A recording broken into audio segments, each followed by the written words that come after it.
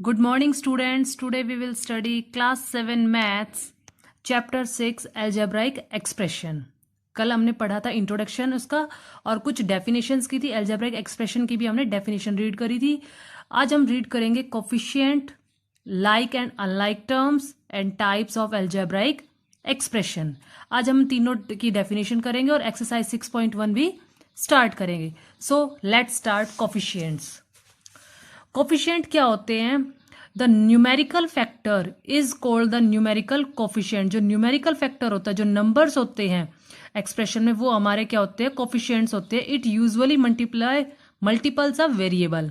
एक एग्जांपल दिया है 36xy स्क्वेयर. तो इसमें न्यूमेरिकल क्या हो जाएगा? नंबर क्या है इसमें? 36. तो हम कहेंगे इसमें न्यूमेरिकल क्या है हमारे पास? कोफिशिएंट है न्यूमेरिकल हमारे पास 36 है. किसका? xy स्क्वेयर का. यानी कि xy स्क्वेयर का न्यूमेरिकल कोफिशिएंट क्या है? 36. अब नेक्स्ट हमारे पास एक और एग्जांपल है -5z स्क्वेयर. तो इसका न्यूमेरिकल कोफिशिएंट क्या हो जाएगा? अब इसमें न्यूमेरिकल क्या है? नंबर क्या है? 5 है और उसके साथ साइन क्या लगा हुआ है? -5. तो हम उसको कहेंगे -5 is a numerical coefficient of z square. The latter factor variable of a product is the literal coefficient.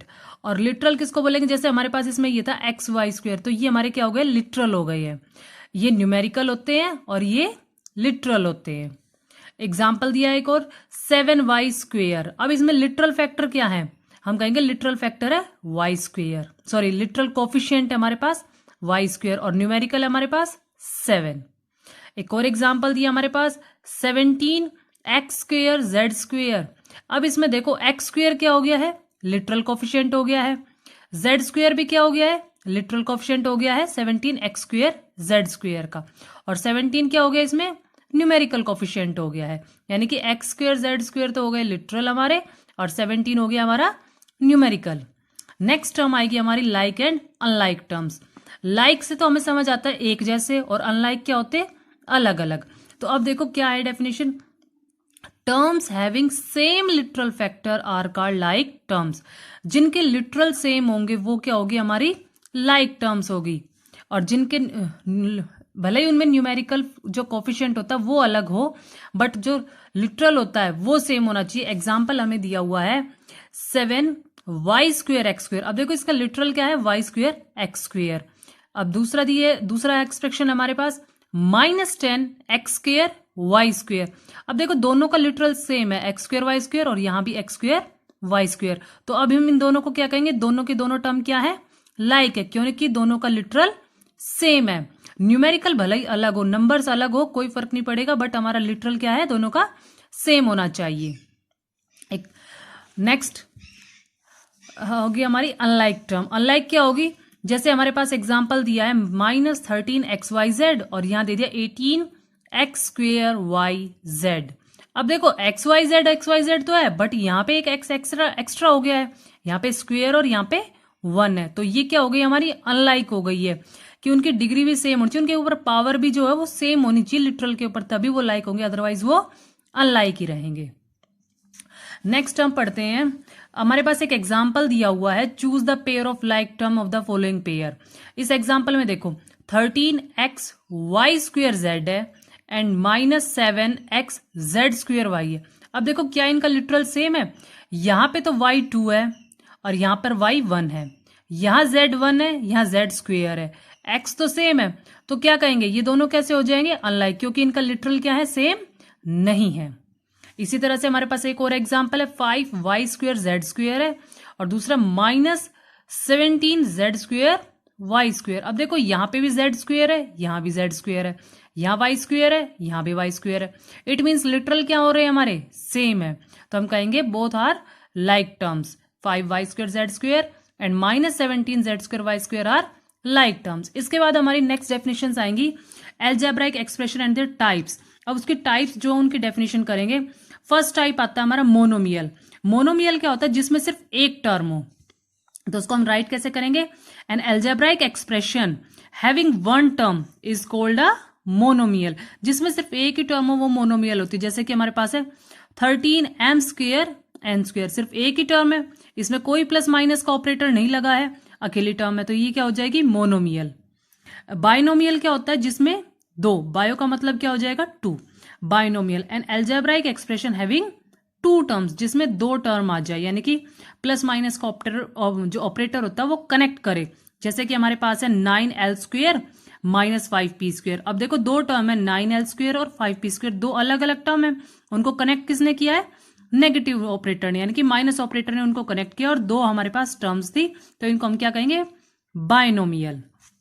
Next आएगा हमारा ट्राइनोमियल। अब ट्राइनोमियल से हमें समझ आ रहा है, ट्राई का मतलब 3। An algebraic expression having 3 terms is called a trinomial. वो एल्जेब्राइक एक्सप्रेशन जिसमें 3 टर्म हो वो क्या होती है, ट्राइनोमियल। एग्जाम्पल दिया हमें 5x² plus 6y² minus 7z। ये हमारे पास क्या हो गई, 3 टर्म हो गई, एक हो गया 5x², एक टर्म हो गई है, एक 6y² हो गई है, और एक माइनस 7z हो गई। 3 टर्म्स आ गई, तो क्या हो गया हमारे पास, ट्राइनोमियल। और अगर 3 से ज्यादा टर्म हो जाए तो उसको हम क्या बोलते हैं, पोलिनोमियल। तो उसकी भी डेफिनेशन कर लेते हैं। An algebraic expression having more than 2 terms is called a polynomial. वो एल्जेब्राइक एक्सप्रेशन जिसमें 2 या 2 से ज्यादा टर्म हो उसको हम पोलिनोमियल कहते हैं। तो जैसे देखो एग्जाम्पल में 5x³ plus 2x² minus 4x plus 5। अब देखो कितनी टर्म हो गई, इसमें 4 हो गई है, तो इसको हम क्या बोलेंगे, पोलिनोमियल हो गया है।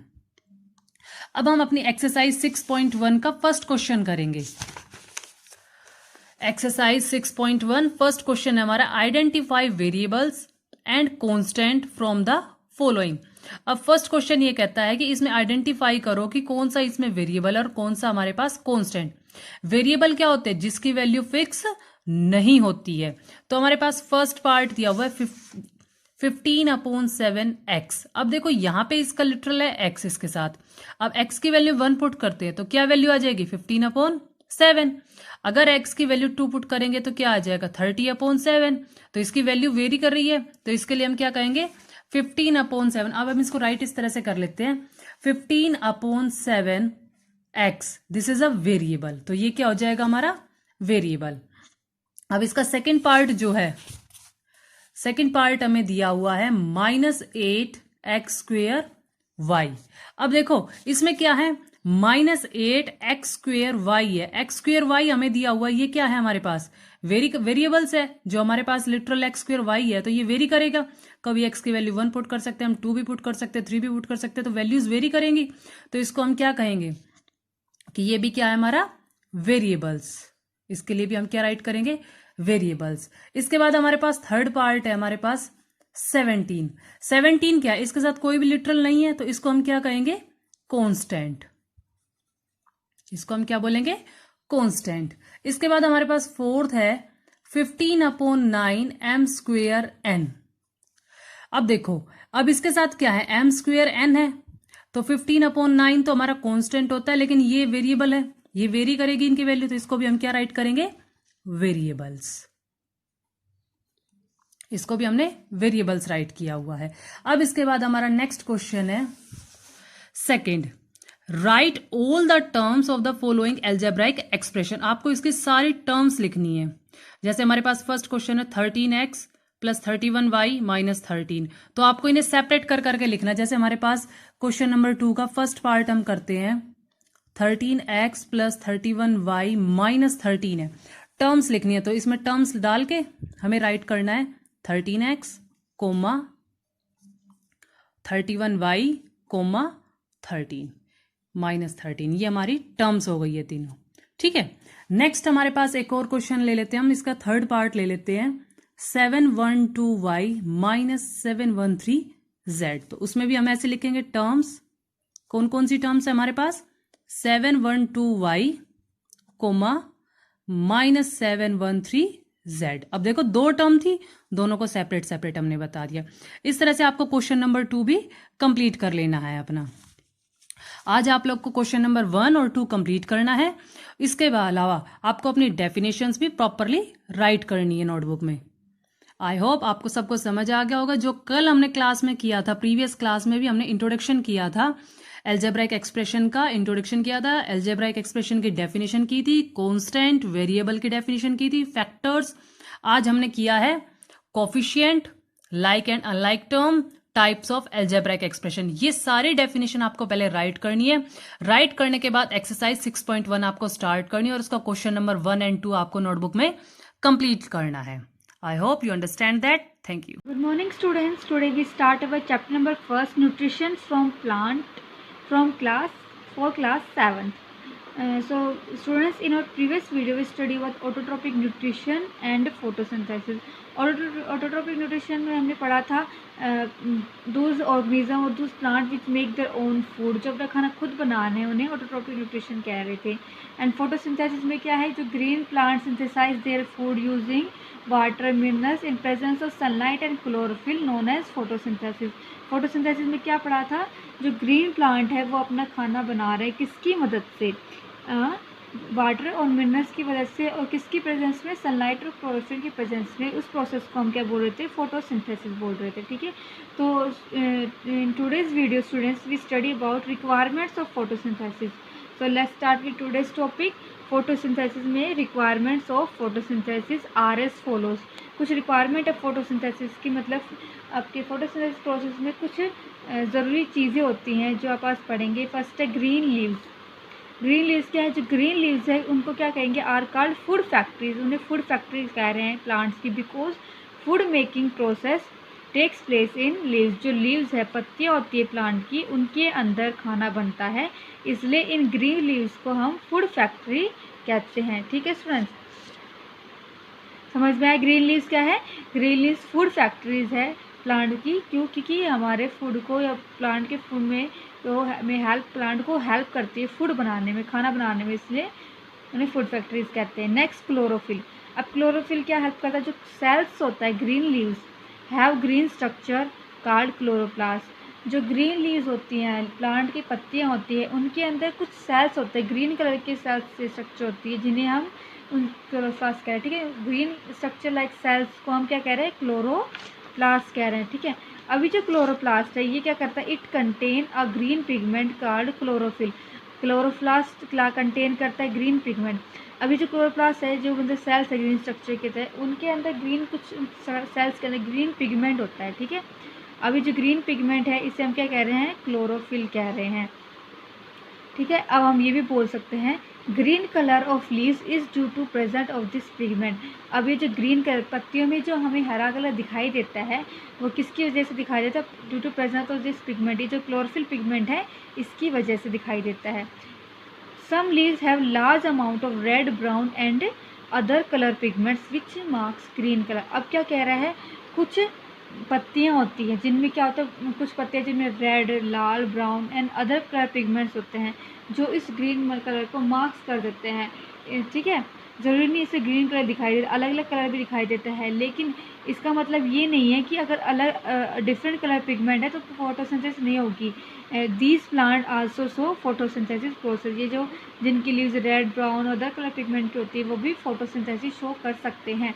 अब आपने देखा होगा जो आपका कसकुटा है, ठीक है, मतलब या फिर सॉरी आपका कैक्टस है जो डेजर्ट में होता है, उनमें उसमें कोई लीव्स नहीं होती है, तो उसकी जो कैक्टस की है जो स्टेम है वो क्या है, वो फोटोसिंथेसिस में हेल्प करती है उस प्लांट के। ठीक है, तो ज़रूरी नहीं सिर्फ लीव्स फोटोसिंथेसिस में हेल्प करती है, कुछ प्लांट के स्टेम भी होते हैं जो फोटोसिंथेसिस में हेल्प करते हैं। ठीक है, तो कैक्टस की जो स्टेम है वो फोटोसिंथेसिस में हेल्प करती है। समझ में आया, जो क्लोरोफिल है वो लीव्स में प्रेजेंट होता है। ठीक है, और डिफरेंट कलर का भी, डिफरेंट कलर पिगमेंट है वो शो कर सकता है। नेक्स्ट है सनलाइट। सनलाइट क्या, light energy use to prepare food. जो सनलाइट क्या है, सूरज की जैसे हमें रोशनी मिलती है तो हमें लाइट एनर्जी मिलती है।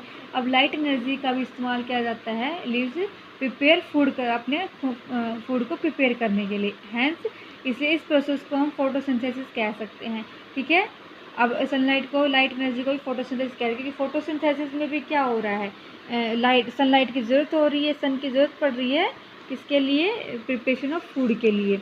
ठीक है, अब यहाँ पे फोटोसिंथेसिस एक वजह से और कहा जा रहा है, यहाँ पे जो फोटो का मतलब होता है, इसका मतलब होता है लाइट, और सिंथेसिस का मतलब होता है प्रिपेयर या कंबाइन, मतलब लाइट फूड बनाने के लिए कंबाइन हो रही है सब्सटेंस से। ठीक है, नेक्स्ट है water and minerals. Water and minerals में क्या है students, plant absorb water and minerals from soil through roots. जो प्लांट्स की रूट होती है वो हेल्प करती है प्लांट के किस लिए हेल्प करती है, प्लांट के वाटर, पानी और जो मिनरल्स प्रेजेंट होता है सोइल में उसको अब्जॉर्ब करने के लिए, ठीक है।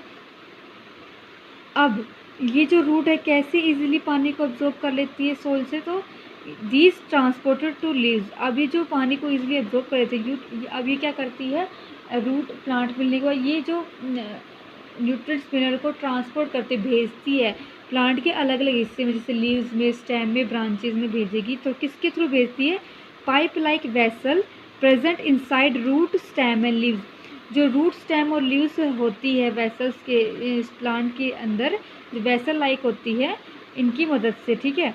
नेक्स्ट है कार्बन डाइऑक्साइड। कार्बन डाइऑक्साइड क्या होते हैं, leaves take carbon dioxide and release oxygen through tiny pores called stomata. अब स्टोमेटा क्या होता है, स्टोमेटा है वो लीव्स के नीचे वाले हिस्से पे ज़्यादातर मिलते हैं आपको, ठीक है, या फिर अंदर ऊपर वाले हिस्से पे मिल सकते हैं कुछ प्लांट के। तो क्या करें, लीव्स जो पत्तियाँ ऑक्सीजन रिलीज़ करती हैं और कार्बन डाइऑक्साइड रिलीज़ करती है, ऑक्सीजन लेती है।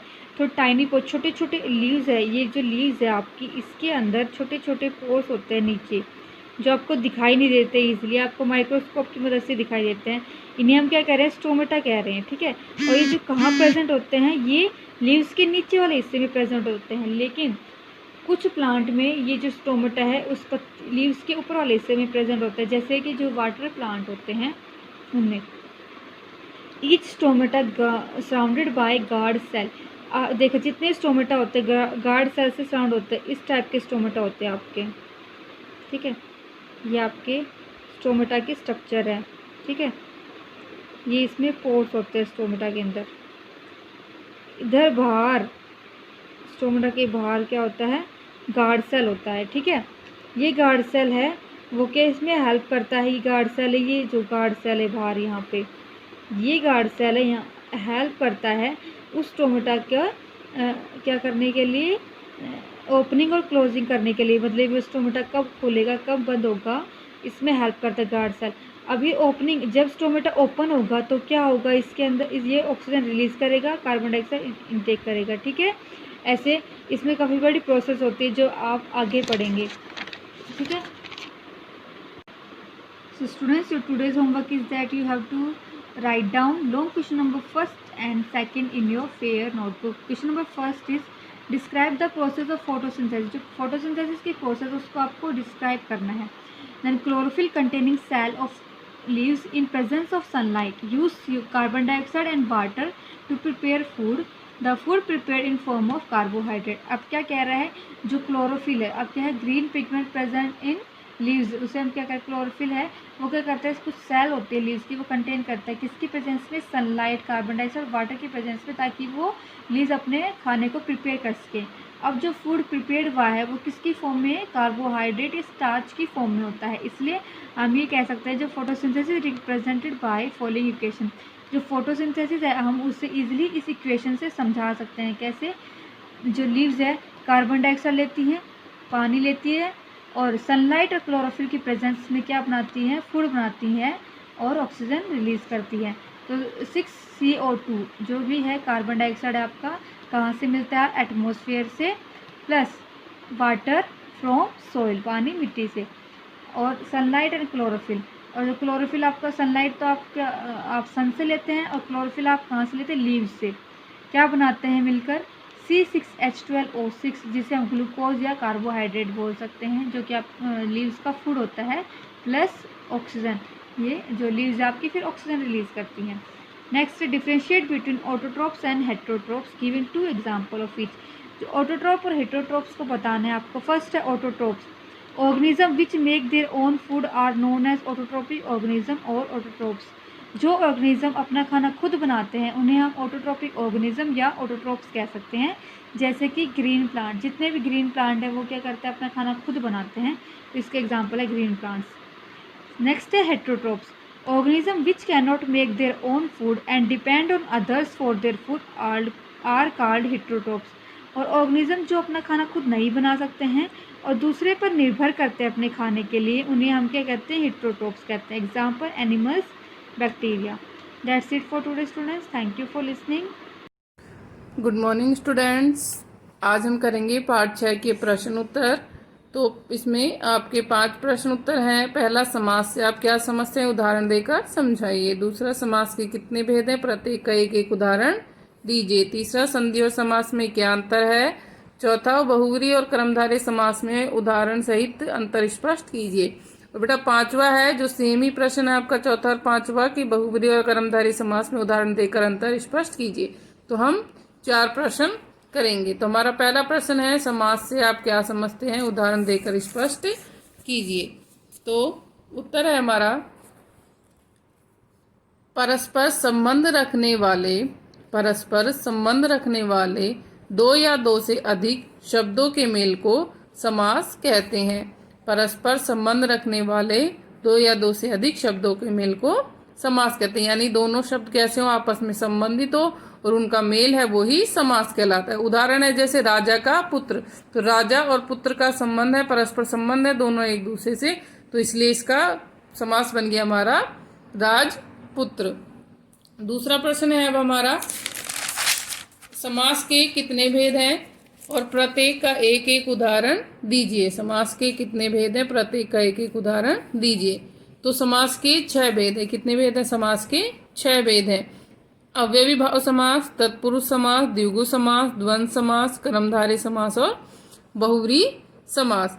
तो एक एक उदाहरण इनके। अव्ययी भाव समास में क्या होता है, पहला पद अव्यय होता है, तो इसका समास हो गया आजीवन, और इसका विग्रह करेंगे तो आएगा जीवन भर। दूसरा तत्पुरुष समास, तत्पुरुष समास में क्या होता है, कारक की विभक्ति का लोप होता है और दूसरा पद प्रधान होता है, जैसे राजपुत्र, राजा का पुत्र। द्विगु समास, जिसमें पहला पद कैसा होता है आपका, संख्यावाची, चौराहा, 4 राहों का समाहार। द्वंद्व समास, जिसके अंदर दोनों ही पद प्रधान होते हैं, यानी दोनों समान होते हैं, और क्या लगता है, और रात दिन, रात और दिन। कर्मधारय समास, जिसके अंदर विशेषण विशेष्य, उपमान उपमेय का संबंध होता है, तो इसका उदाहरण है नीलकमल, नीला है जो कमल। बहुव्रीहि समास, नीलकंठ, यानी यहाँ पर कौन सा, तीसरा पद प्रधान होता है, यानी दोनों पद छोड़ के तीसरा, जैसे नीला कंठ है जिसका, किसका है नीला कंठ, अर्थात शिव जी। अगला प्रश्न है आपका, सेकंड प्रश्न हो गया। अब तीसरा प्रश्न है आपका कि संधि और समास में क्या अंतर है। संधि और समास में क्या अंतर है। तो संधि क्या है, संधि में वर्णों का मेल होता है, जबकि समास में शब्दों का मेल होता है। संधि में क्या होता है, वर्णों का मेल होता है, और जबकि समास में किसका मेल होता है, शब्दों का मेल होता है। यही अंतर है दोनों में। या फिर कि संधि का संधि विच्छेद होता है, जब संधि को हम अलग अलग करते हैं तो उसको संधि विच्छेद कहते हैं, जबकि जब समास के शब्दों को हम अलग अलग करते हैं तो वो क्या कहलाता है, समस्त पद क्या कहलाता है, विग्रह कहलाता है, वो समास विग्रह कहलाता है। अब है आपका चौथा प्रश्न, बहुव्रीहि समास और कर्मधारय समास में 100 उदाहरण अंतर स्पष्ट कीजिए। बहुव्रीहि समास और कर्मधारय समास में हमें उदाहरण देकर अंतर स्पष्ट करना है। तो बहुव्रीहि समास क्या है, बहुव्रीहि समास में किसी तीसरे पद की ओर संकेत होता है। बहुव्रीहि समास में किसी तीसरे पद की ओर संकेत होता है, तथा जो कर्मधारय समास है उसमें विशेषण विशेष्य अथवा उपमेय उपमान का मेल होता है। तो बहुव्रीहि समास में क्या होगा, तीसरे पद की ओर संकेत होगा, तथा कर्मधारय समास में विशेषण विशेष्य अथवा उपमान उपमेय का मेल होता है। उदाहरण देखिए इसका, कि दोनों का एक ही उदाहरण है, लेकिन जब हम इसको अलग अलग विग्रह करते हैं तो किस तरह से ये दोनों का उदाहरण हो सकता है। जैसे है लंबोदर, लंबोदर में लंबा उदर, यानी पेट कैसा है, लंबा है, यानी पेट की विशेषता बता दी कि वो कैसा है, लंबा। तो कौन सा संबंध हो गया, विशेषण विशेष्य, तो ये हो गया आपका कर्मधारय समास। दूसरा बहुव्रीहि का यही लंबोदर, यानी लंबा है उदर जिसका, लंबोदर हम गणेश जी को भी कहते हैं, तो लंबा है उदर जिसका अर्थात कौन हो गए, गणेश जी। तो ये किसका उदाहरण हो गया आपका, बहुव्रीहि समास का। तो इस प्रकार से इन दोनों में अंतर है कि आप जिस प्रकार से उसका विग्रह करोगे उसी के आधार पर उसका नाम लिखोगे। तो बेटा ये चारों प्रश्न उत्तर आपको नोटबुक में नोट करने हैं। Thank you. Morning students, in previous class we have completed our first chapter of history and today we start our second chapter, New Kingdoms, नए राज्य। Our focusing point are Rajput and their origin and rivalry between regional powers. Now we start our chapter, the Rajput and their origin. Historians have still not concluded their debate on the origin of the Rajput. कि राजपूत और उनका उदय, कि इतिहासकार इस निष्कर्ष पर नहीं पहुंचे, कि उनका तर्क वितर्क या उनकी डिबेट इस निष्कर्ष पर नहीं पहुंची कि राजपूतों का उदय किस प्रकार हुआ. However, most of historians are of the opinion that the Rajput belong to Kshatriya caste. कि बहुत सारे जो इतिहासकार हैं उनका ये विचार है कि जो राजपूत हैं वो क्षत्रिय कास्ट से बिलोंग करते हैं. The word Rajput also mean the son of a king. और ये जो राजपूत वर्ड है उसका मतलब होता है राजा का बेटा. With regard to their origin, the Rajput claim that they are descendant of Suryavanshi और द चंद्रवंशी, मून डायनेस्टी और सन डायनेस्टी. कि जो राजपूत हैं वो अपने उदय के प्रति ये क्लेम करते हैं, ये दावा करते हैं कि हम वंशज हैं सूर्यवंश और चंद्रवंशी के. Many scholars on the other hand believe that the Rajput have their origin in the Central Asia invaders like the Shaka, Huna and Kushan. कि बहुत सारे राजपूत बहुत सारे स्कॉलर ये भी कहते हैं कि राजपूतों का उदय तब हुआ जब मध्य एशिया के ऊपर शक, हूण और कुशान्स ने आक्रमण किया. For about 2.5 centuries from 750 to 100 CE, the northern part of India was controlled by the Pratihar who were a Rajput clan. कि 750 से 1000 CE तक उत्तरी भारत पर प्रतिहार्स ने कंट्रोल किया जो राजपूत वंशज थे, और ये लगभग 2.5 शताब्दी तक रहा. At the same time, 2 other Rajput kingdom were also in power of region. और इस टाइम पे 2 राजपूत किंगडम, 2 राजपूत राज्य और भी पावर में थे, और बाद में बहुत सारे राज्य पावर में आ गए थे. रिवलरी बिटवीन रीजनल पावर्स, की जो रीजनल पावर्स थी, जो छोटे छोटे राज्यों के अंदर राज्य बटे हुए थे, छोटे छोटे राजाओं ने अपने अपने राज्य स्थापित किए थे, उनके बीच में जो विरोध था. The period between the 8th and 10th century saw the establishment of many powerful kingdoms in North and the Deccan. Most of these kingdoms were constantly in war with each other for control over strategic area. कि 8वीं से 10वीं शताब्दी के बीच में बहुत सारे शक्तिशाली राज्यों का उदय हुआ उत्तरी भारत और दक्कन में, और इनमें से जो बहुत सारे राज्य थे उनके बीच में लगातार वार हो रही थी राज्यों के ऊपर आक्रमण अधिकार करने के लिए. And important struggle of this period was the tripartite struggle between the Pratiharas of western India, the Palas of Bengal and the Rashtrakutas of Deccan. All of them has wanted to control Kannauj which was located on Gangas and thus was an important strategic location. The region has abundant resources along with flourishing agriculture and trade. और इन लड़ाइयों में सबसे महत्वपूर्ण जो struggle थी, जो लड़ाई थी, वो थी त्रिपक्षीय लड़ाई, जो थी पश्चिमी भारत के अंदर प्रतिहार्स के अंदर, पालास बंगाल से और राष्ट्रकूट थे दक्कन से. और ये सभी कन्नौज के ऊपर अपना राज्य करना चाहते थे जो गंगा के किनारे लोकेटेड थी, और ये एक बहुत ही महत्वपूर्ण लोकेशन थी. और ये जो लोकेशन थी या ये जो क्षेत्र था वो बहुत ही महत्वपूर्ण था संसाधनों के रूप में, और यहाँ पे एग्रीकल्चर, कृषि और व्यापार बहुत ही समृद्धि पे था. द गुज्जर प्रतिहार्स, कि गुज्जर प्रतिहार का जन्म कैसे हुआ. The Pratihars first established their rule in Mewar in present-day Rajasthan. The empire was extended when Nagvata I conquered Malwa and Bharuch. कि प्रतिहार्स ने अपना सबसे पहले कहाँ स्थापित हुआ उनका राज्य? मेवाड़ में, जो आज राजस्थान में है. और स्थापित किसने किया था? नागभट्ट वन ने, जब उन्होंने मालवा और भरूच के ऊपर अपना अधिकार किया था. The Arabs were defeated during his reign and the Pratihars emerged as the formidable power. और अरब इस टाइम पे हार गए थे और प्रतिहार्स ने अत्यधिक पावर के साथ अपना राज्य स्थापित कर लिया था. स्टूडेंट्स, बेटा आपको 2 मैप लेके आने हैं, 1 political and 2 physical. You fill the rivers in physical map and the dynasties in political map. कि आपको जो डायनेस्टीज हैं, जो राजवंश हैं, वो आपको जो राजनीतिक मैप है उसमें भरना है, और जो ये नदियां हैं ये आपको फिजिकल मैप में भरनी है. रिवर्स हैं जैसे झेलम है, चिनाब है, इंडस है, रावी है, सतलुज है, गंगा, यमुना, नर्मदा, तापी, कृष्णा, कावेरी, महानदी, ठीक है, और ब्रह्मपुत्र, कोई भी 10 रिवर्स आप अपने मैप में फिल कर सकते हैं।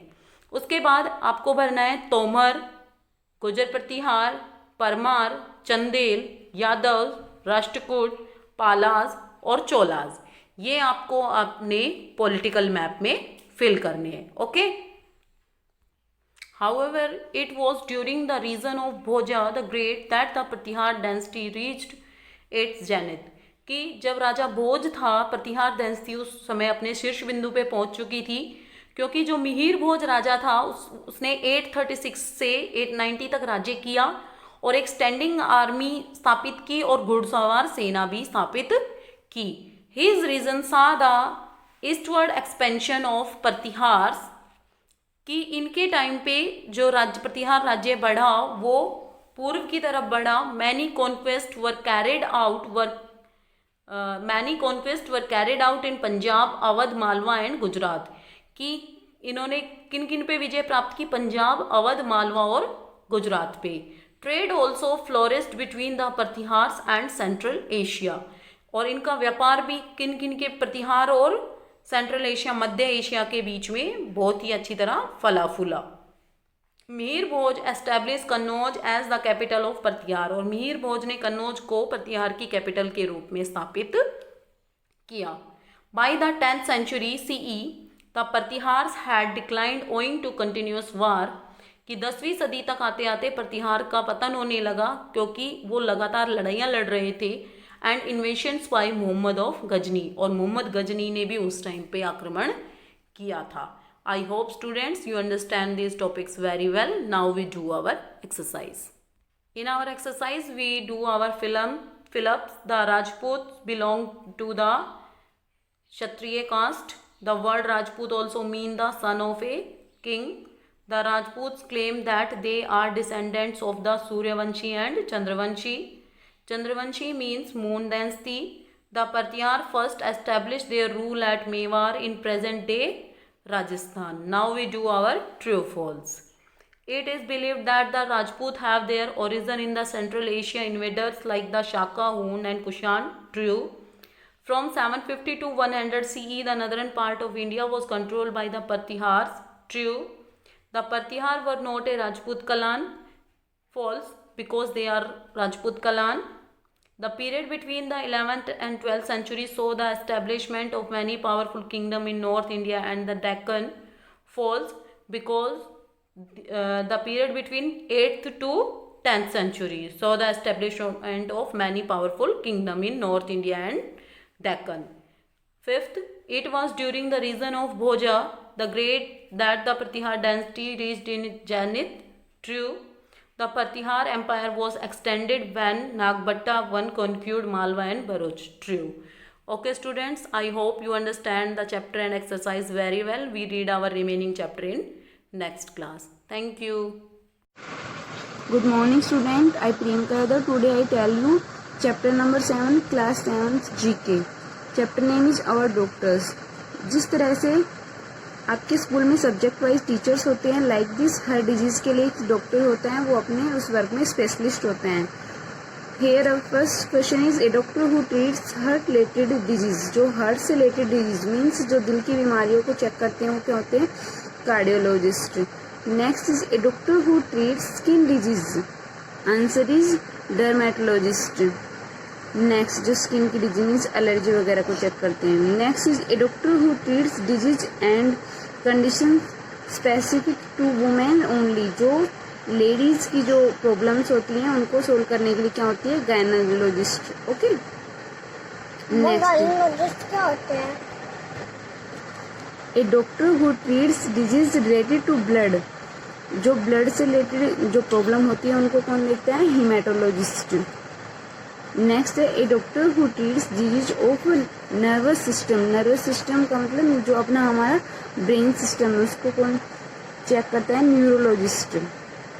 Next a doctor who treats eye related disease. Eye जो स्पेशलिस्ट होता है उसको क्या बोलते हैं? Ophthalmologist. Next a doctor who treats disorder of bones and muscles. जो हड्डियों और मसल्स का डॉक्टर होता है उसको क्या बोलते हैं? Orthopedist. Next is a doctor who treats abnormalities and disease of the mind. जो माइंड में जो जैसे कोई विकार हो जाते हैं, मीन्स कोई प्रॉब्लम हो जाती है, उसको क्या बोलते हैं? Psychiatrist. Next, a doctor who use x-rays and similar technology to diagnose और treat a disease. Answer is radiologist.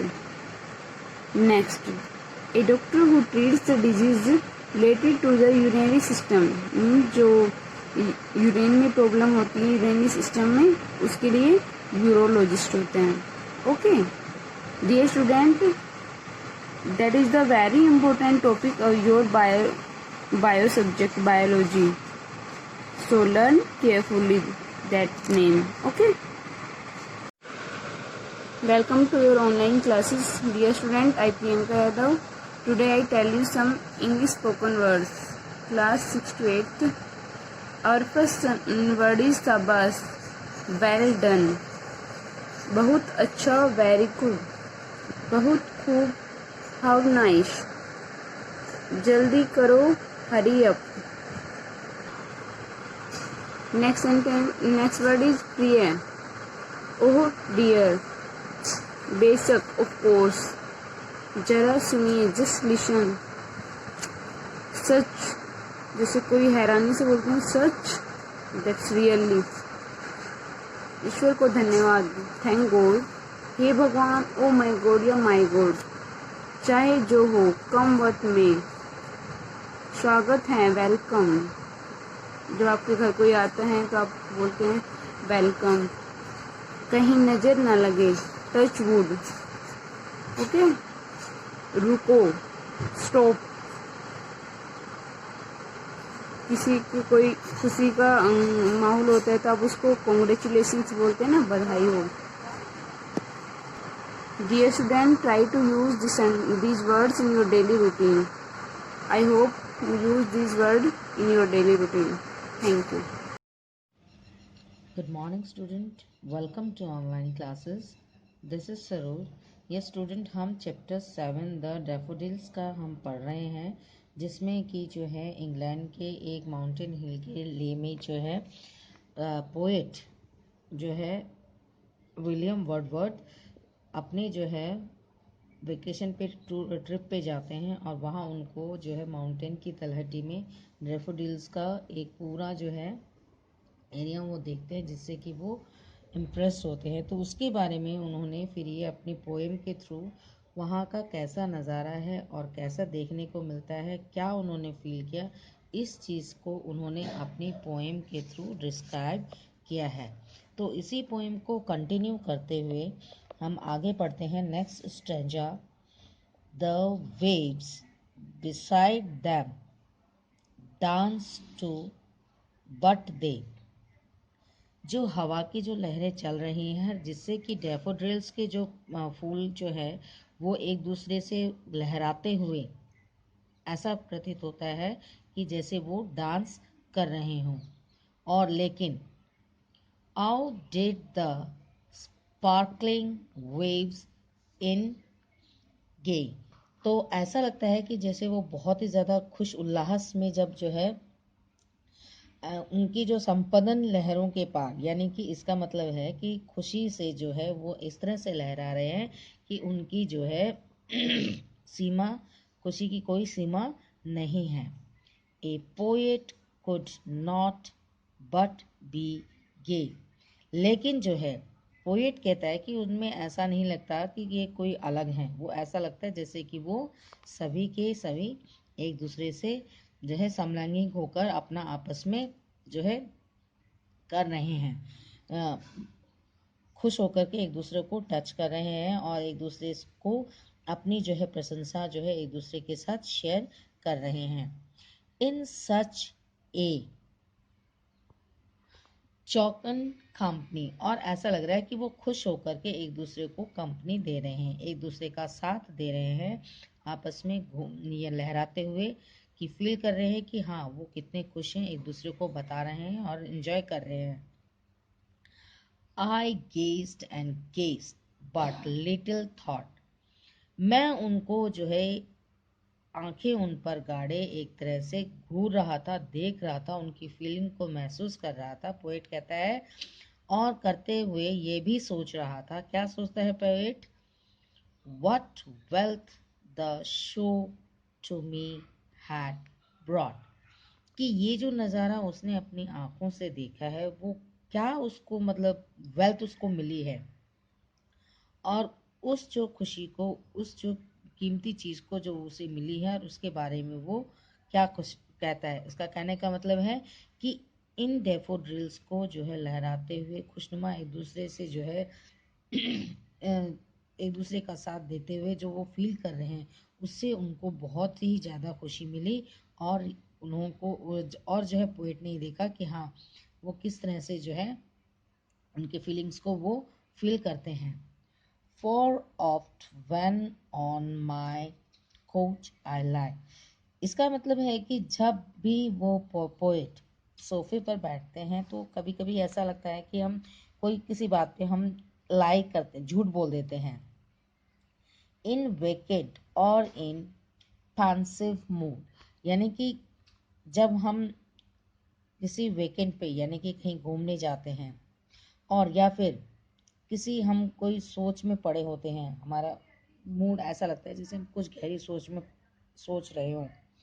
They flash upon that inward आई, जब भी मैं टूर से, जब भी ट्रिप से जैसे ही वापस आए तो कभी कभी सोफे में बैठ के पोएट झूठ बोलता है किसी बात पे, या फिर वो किसी गहरी बात सोच में डूबा हुआ है।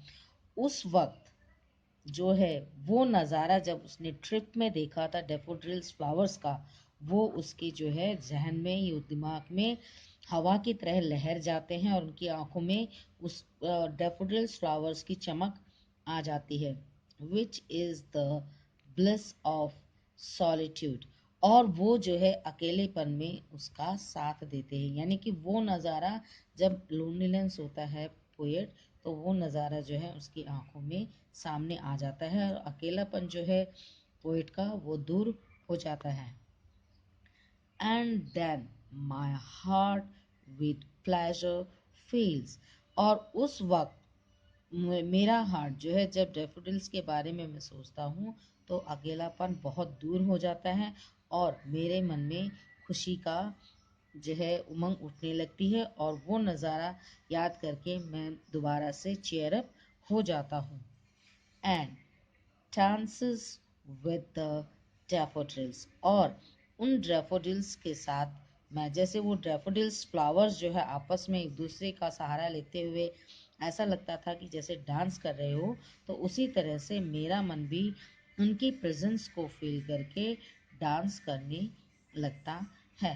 सो इस पोएम में विलियम वर्dsworth जो है वो अपनी फीलिंग्स बताते हैं कि कैसे उन्होंने जो है लंदन में एक ट्रिप पे गए थे, तो वहाँ पे जो डैफोडिल्स का जो पूरा झुंड का झुंड था और बहुत ही लंबी कतार में उन्होंने फील किया, समझा, उसकी यादें उसके साथ हमेशा रही। और जब भी वो अकेला फील करते थे तो डैफोडिल्स की यही फ्लावर उसके अकेलेपन को दूर करने का सबसे बड़ा कारण थे। सो स्टूडेंट, आपको मैंने ये डैफोडिल्स का पोएम एक्सप्लेन की है, समझाई है। आपको करना क्या है, जैसे वर्ड मीनिंग है आपके, ये वर्ड का जो है आप इसको देखिए, आपको ये अपनी कॉपी में करने हैं, और कॉपी में करने के साथ साथ इसका जो है हिंदी में भी अगर आप चाहें तो हिंदी में भी लिख लीजिएगा, और इंग्लिश में आपका ये वर्ड मीनिंग यहाँ पे दिए हुए हैं। और अब दूसरी वीडियो में हम इसकी एक्सरसाइज करेंगे। अगर in case you feel any kind of problem you can just directly speak to me. So student, इस वीडियो को लाइक करें, शेयर करें, और चैनल को सब्सक्राइब करें, और बेल आइकन पे क्लिक करना ना भूलें। Thank you. Take care. Bye. Friends, this is for 7th class. Yesterday we discussed about the formal letters format के बारे में हमने पढ़ा था लेटर्स का, कि हम कैसे स्टार्ट करेंगे लिखना। And today I will give you the first question. इसका ये आपके पास एग्जाम्पल है on page number 224। C letter to the editor. आप इसमें क्या करेंगे, लेटर लिखेंगे एडिटर को, न्यूज़पेपर न्यूज़पेपर एडिटर को आप लेटर लिखेंगे appointing out the need of immediate improvement in the roads of your society. आपकी सोसाइटी के जो रोड्स हैं वो इम्प्रूव नहीं है, यानी कि अच्छे से ख़राब रोड हैं, वो अच्छे से इम्प्रूव नहीं है, यानी कि वो अच्छे से मतलब बहुत गंदे रोड हैं, कहीं पे मतलब धचकी है, कहीं पे कुछ गड्ढे हैं या इम्प्रूवमेंट नहीं है उन रोड्स में। तो आप उसके लिए आप लेटर लिखेंगे न्यूज़पेपर वाले को कि आप इस चीज़ के लिए तरफ ज़्यादा ध्यान दें। सबसे पहले आप अपना एड्रेस लिखेंगे, then date, then the editor, the rise New Delhi, यानी कि न्यूज़पेपर वाले को, to the editor Hindustan Times, आप किसी को भी लिख सकते हैं। देन डियर सर और मैडम, मतलब किसी को भी लिख सकते हैं, सर हैं चाहे वो मैम हैं। I would like to bring to your kind notice that travelling on Delhi road is becoming scarier by the day, यानी कि दिल्ली रोड पर आप इस चीज़ के ऊपर नोटिस कीजिए, यानी ध्यान दीजिए जो दिल्ली का रोड है उस पर क्या हो रहा है, वो हमारे लिए बहुत ही ज़्यादा डरावना होता जा रहा है। स्कैरियर यानी कि डरावना होता जा रहा है। A ride on a two-wheeler is nothing less than a torture। एक टू व्हीलर पर हम वो कर रहे हैं, ट्रैवलिंग कर रहे हैं, तो वो हमारे लिए एक टॉर्चर है। Potholes that crop up with a light shower make driving extremely perilous. With monsoon road the corner, I am afraid the condition is only going to worsen। यानी कि जब बारिश हो जाती है तो उस टाइम पे बहुत ही गंदा रोड जाता है, पानी भर जाता है उसमें और हमें यहाँ से जाने में बहुत ही प्रॉब्लम होती है। Delhi, being the capital city, must have a laudable infrastructure, but sadly the reality is quite the opposite। यानी कि जो हमारी कैपिटल सिटी है दिल्ली, उसको बहुत अच्छा और साफ़ सुथरा होना चाहिए, बट इसके बिल्कुल ही ऑपोजिट है ये सारी चीज़ें। The horrible condition of the roads leads to frequent accidents, यानी कि जो इतना बुरा गंदा रोड है उसकी वजह से बहुत ही जल्दी एक्सीडेंट्स हो जाते हैं फ्रीक्वेंटली, एंड मिसहैप्स, और कभी भी कुछ भी हो सकता है। Lately the count of these road accidents have increased alarmingly, यानी कि ये सारी घटनाएं बहुत ही ज़्यादा तेज़ी से बढ़ रही है। This issue requires on an immediate attention of the government. The roads in area like Lakshmi Nagar, Vasant Kunj and Mayur Vihar in particular need to be repaired without delay to avoid any more untoward incident। इन कुछ हैं, अभी इन्होंने कुछ immediate कुछ वो बताए हैं, area के नाम बताए हैं जहाँ पे ही बहुत ही ज़्यादा रिपेयरिंग की ज़रूरत है और इमीडिएट एक्शन लेने की ज़रूरत है। Through the column of your prestigious newspaper, I would like to appeal to the government officials to take quick action. This is serious matter and must be addressed on a priority basis, यानी कि बहुत ही important तरीके से इसके ऊपर नज़र देनी चाहिए, ध्यान देना चाहिए। Yours faithfully, and write it down your name at the end. This is your homework. Write it down this letter in your fair notebook, and just you can write on your own words also। इसमें दिल्ली का importance दी है, दिल्ली के बारे में बताया हुआ है। आप इसमें अपने एरिया के बारे में बता सकते हैं, अपनी सोसाइटी के बारे में बता सकते हैं। This is your homework.